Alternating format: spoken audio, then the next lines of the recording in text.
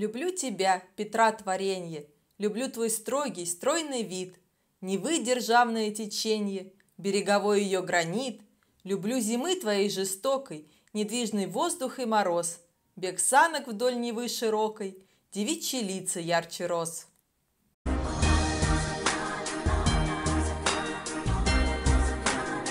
Наше путешествие началось с Невского проспекта, главной улицы Санкт-Петербурга. Здесь много исторических зданий, достопримечательностей, магазинов и кафе. Протяженность 4,5 километра от Адмиралтейства до Александра Невской лавры. Пересекает реки Мойку, канал Грибоедова и Фонтанку. Через нее и перекинут один из самых известных мостов – Аничков мост. Назван в честь полковника Михаила Аничкова, чей батальон во времена Петра Великого находился за Фонтанкой.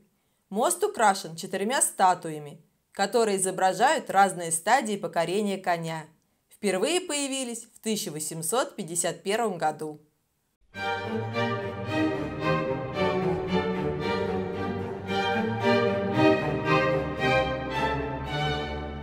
Пробираясь сквозь метель, мы пришли во дворец Юсуповых, который располагается на реке Мойка. По слухам, эта семья была богаче самого императора. Дворец был куплен Юсуповыми в 1830 году. Много средств тратилось на формирование коллекции картин, скульптур и убранства дворца. Финансовые возможности позволяли приглашать известных архитекторов. Но самое интересное, уже в конце XIX века у них было электричество, водопровод, канализация, лифт, почти все блага современной цивилизации.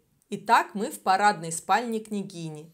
Данная комната выполнена в голубом цвете. Помещение спальни княгини, в отличие от парадных, роскошно декорированных спален XVIII века, смотрится более уютно и интимно. Интерьер прекрасно дополняет сохранившийся камин из оникса в стиле Луи Филипп.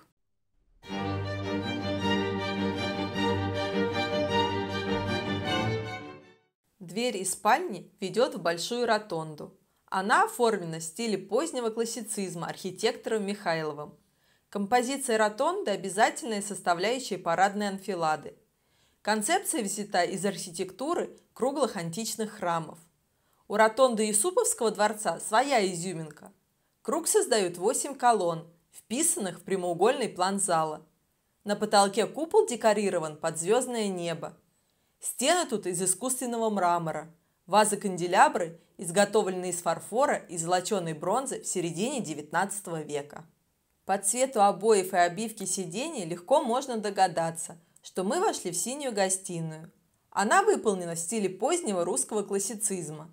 Здесь мы видим гарнитур из 16 предметов, сердцем которого является стол, сделанный из золоченой бронзы с росписью по фарфору. Он изготовлен во Франции в середине XIX века. Далее мы проходим в красную гостиную или императорскую. Сегодня на стене висит портрет первой хозяйки дворца, княгини Зинаиды Ивановны Юсуповой. При жизни владельцев это место занимал портрет царствующего императора. Здесь стоит гарнитур из 28 предметов резной позолоченной мебели. Живопись потолка представляет сюжет поэмы Гомера «Илиада», написанной итальянскими художниками в 1830-е годы. На люстре из золоченой бронзы и хрусталя фигура Аполлона. Потолок кажется объемным за счет росписи. На самом деле он плоский. Зеленая гостиная.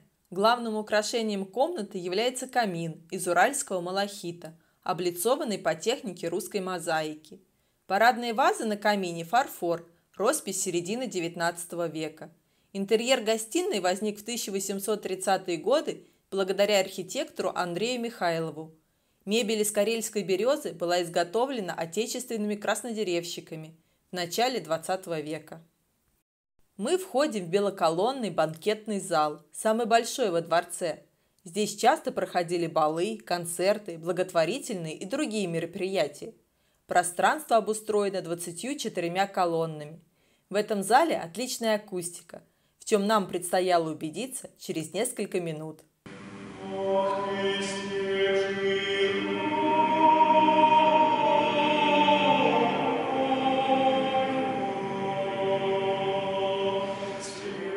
Античный зал. Вход и выход этого зала охраняют скульптуры борцов.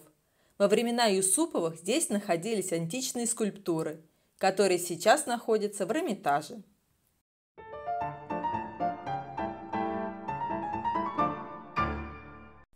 Завершал анфиладу римский зал, который был одновременно и фойе театра. Стены зала окрашены ярко-голубым цветом. Парадная дверь стилизована под римскую арку. Через нее Юсуповы и их гости попадали в княжескую ложу театра. В партер ведет лестница. От вида домашнего театра захватывает дух. В царские времена этот театр был сердцем культурной жизни и собирал на свои постановки всю знать. Даже члены царских семей приходили насладиться театральным действием. Билеты сюда не продавались. Спектакль можно было посмотреть только по приглашению. На подмостках этой сцены выступали Анна Павлова, Федор Шаляпин. Театр в наши дни действующий, и в него можно купить билеты. Только количество мест ограничено. Всего 176.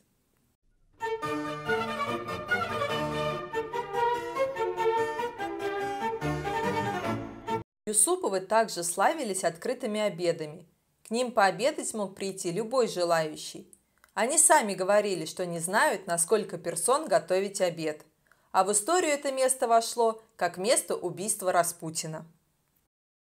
Тем временем метель стихла, и мы продолжили осмотр города.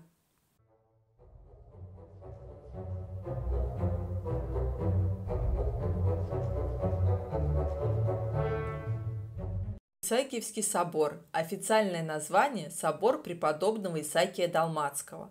Крупнейший православный храм Санкт-Петербурга. Высота собора 101 метр. Здание украшает 112 монолитных гранитных колонн разных размеров. В соборе есть смотровая площадка. Чтобы туда добраться, нужно преодолеть 262 ступени. Ну что, let's do it! Исаакиевский собор строился 40 лет. Поговаривали, что такое длительное строительство собора было вызвано отнюдь не сложностью работ, а тем, что ясновидец предсказал Монферрану смерть сразу после завершения храма. И действительно, архитектор умер через месяц после освящения Исаакия. Согласно еще одной легенде, дом Романовых должен был пасть после снятия строительных лесов, которые окружали собор еще долгое время после освящения. Совпадение или нет, но окончательно леса сняли в 1916 году, а в марте 1917 года Николай II отрекся от престола. Мы продолжаем осматривать окрестности и отправляемся на стрелку Васильевского острова, откуда открывается потрясающий вид на Петропавловскую крепость и Зимний дворец. Стрелка Васильевского острова – одна из старейших достопримечательностей Санкт-Петербурга. Была основана еще во времена Петра I как деловой, образовательный и правительственный центр города. В 30-е годы XVIII века на Стрелке основали порт, а господские дворцы заняли биржа, таможни и склады. Изюминку этому месту придают растральные колонны, служившие маяками и напоминанием о морских победах Российской империи. Зимний дворец – парадная резиденция дома Романовых, построенный в середине XVIII века по приказу императрицы Елизаветы Петровны. Эффектное здание в стиле барокко стало первым в комплексе строений, образующих современный Эрмитаж. Фасад, обращенный к Неве, вытянут на 210 метров. Масштабное строительство не было завершено в царствовании Елизаветы Петровны, и первой полновластной хозяйкой Зимнего дворца стала только Екатерина II. Всего в Зимнем дворце было более 1000 помещений для официальных церемоний, для хранения коллекций, личные покои императора, наследников престола и их свиты, а также огромное количество подсобных помещений для обслуживания нужд проживающих здесь людей.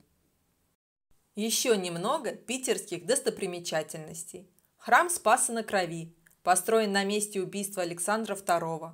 Окончательно строительство было завершено в 1907 году. Михайловский замок, бывший императорский дворец, построенный по заказу Павла I и ставший местом его убийства. Есть легенда, что Павлу предсказали дату его смерти, сказав, что он проживет столько лет, сколько букв в надписи на фасаде. «Дому твоему подобает святыня Господня в долготу дней».